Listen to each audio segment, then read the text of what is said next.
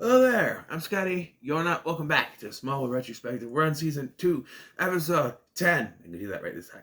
Skinwalker. I forgot about this episode.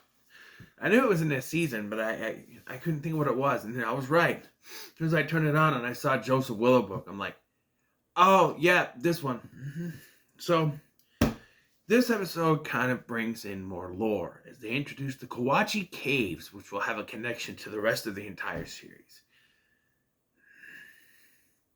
And a connection to a very historic location in Superman's lore. But that's not until season 5, season 4, beginning of season 5, but you know what I mean? The Kawachi Caves are start that connection. So, in this episode, Lionel is trying to build a new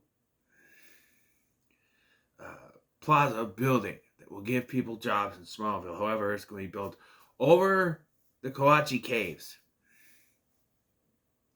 Why? Over or developed on, or I don't know. A Native American man named Joseph Willowbrook is protesting. They think, it's their land, they shouldn't be able to do it. And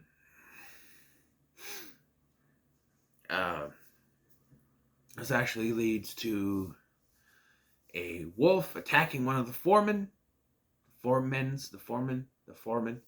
and killing him. That's the Skinwalker of the episode. And then Clark falls into one of the caves right in front of Kyla, played by Tamara Feldman, who you may know as the original final girl of Hatchet before Danielle Harris took over that role. I forgot her name. Mary Beth Dunstan. And I know everybody loves Danielle Harris. I love Danielle Harris. But I think Tamara Feldman was better in the part.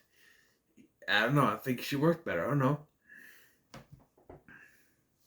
But she's good in this episode.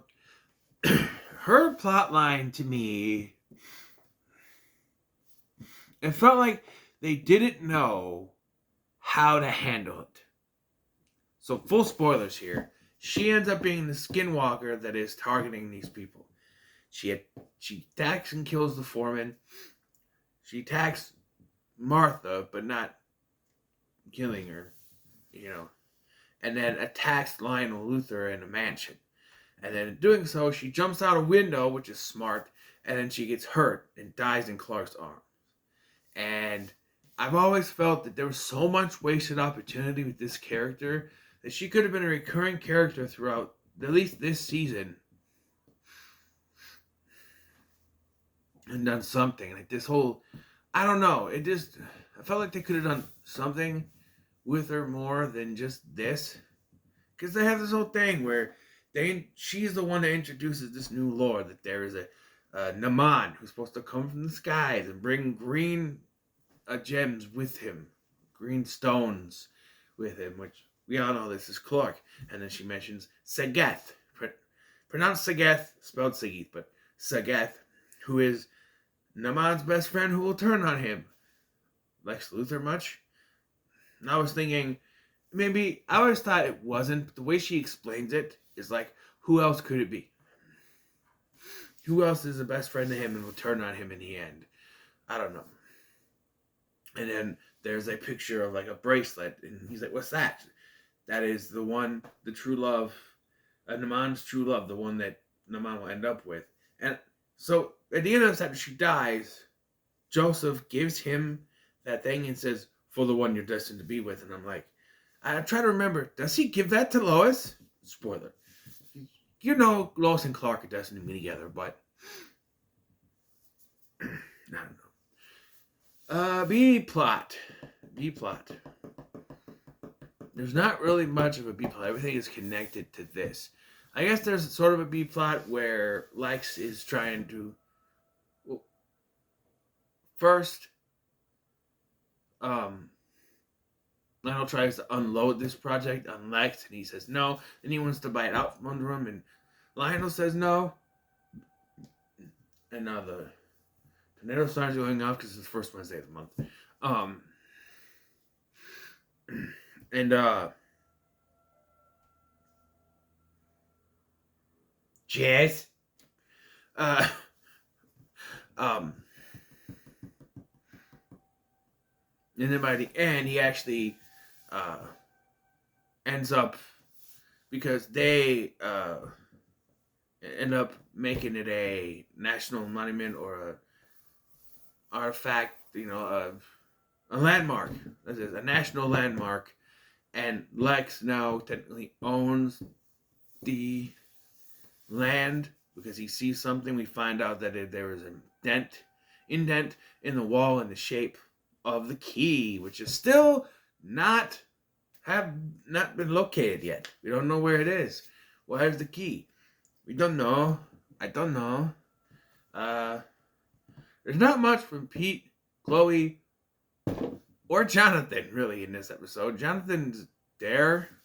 There's a couple of scenes. He has a couple of scenes. There's a dinner scene and everything, but like that dinner scene is awkward because Clark and Kyler are giving each other fuck me eyes the entire time, and there's really something between them. Then when Lana comes around, she has that jealous look in her eyes, right? There is a conversation between Lana and Chloe where she talks about how her and Whitney have been getting along better now that they're broken up than they have when they were together, and they've been writing, but he hasn't written, which leads into the end of the episode where she reveals to Clark that Nell or Whitney's mom called her, and told her that he's missing in action. Which is a moment. The way, I don't know, something about Kristen crying makes me tear up. It's just something. As soon as she starts crying, I only teared up for a second, but as soon as they turned away from her face, it went away. But man, that woman can get me crying. I don't know what it is. She's so good, I guess. But it does lead to the next episode. It does, but we're not done yet. So, the way these caves look, I like how they designed the set. Okay, just these caves. It looks really good. Like they could actually be caves. The caves will play a part in the series for the rest of the series. At least most of this run. They have a connection to everything, I want to say. Yeah. And Lana does get Henry Small to lead a little coup d'etat against the Luthers to stop them from cultivating the land. It doesn't last long. There's a short restraining order. It doesn't last very long, depending on the episode they're doing it again. At one point, they do find a towel with the blood of the foreman on it, and they blame Joseph Wilbuck because he had a argument, and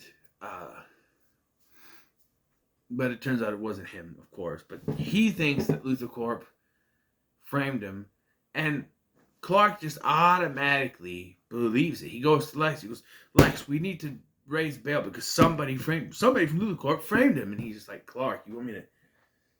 He's like, those are wild accusations against Luthor Corp. I hope you have proof to back them up. And like Lex has mentioned LexCorp a couple times. So I guess LexCorp is a thing.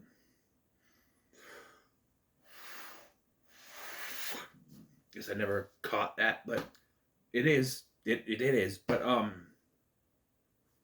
yeah. What's today? Wednesday. Just in case you didn't know. Sorry, I had a brain fart moment there. But yeah. Yeah, this episode was fine. 3 out of 5. I'm gonna give 3 Superman logos out of 5. It was fine. I think maybe because Dichotic wasn't that bad, and then you have this. I think it's not bad. I just felt like they could have done more with it. Like I felt like Kyla was very underused. They could have used her in more episodes, and it felt like she was there. She had this very big magnetism towards Clark. They had a very good attraction toward each other. But it felt like, no, we can't have her more because she's not Lana. So And it always feels like Clark's other love interests don't get anything of note unless they're Lana or Lois. Even Chloe doesn't get the respect she deserves as one of Clark's love interests. So, without going into too much spoilers about these characters, you have Kyla, Alicia. I feel like there's one more, and they all don't get any kind of time. Alicia gets 2 episodes, one in season 3, one in season 4. That's it. And both times, first time she's an antagonist, the second time they're trying to change the way she is, and then, no spoilers, something happens and it's, she's not around anymore, and it's like she, she's only in that episode. No more afterwards, but unless they're Lana or Lois, there's no, when Lois comes in season 4, there is more will they won't they with Lois than there ever was with Chloe when she was the love triangle stuff with Lana, and they're still trying to push him and Lana at that point, even though Lana has a boyfriend at that point. There's still that sort of thing. I don't know. It's, they could have really tried to give Clark some love. Even Jesse. Jesse's another one that could have been a potential love interest for him, but they decided to dip that into, he's got the right kryptonite, and then he's going to go after the discs her father had for no reason, But, yeah, this gets a 3 Superman logos out of 5, like I said. So, what are your thoughts on this episode? Leave a comment, let me know, like, share, and subscribe. Thanks for watching. I've been Scotty. And get ready. I can't wait for this next episode. I can't. I gotta go watch it right now.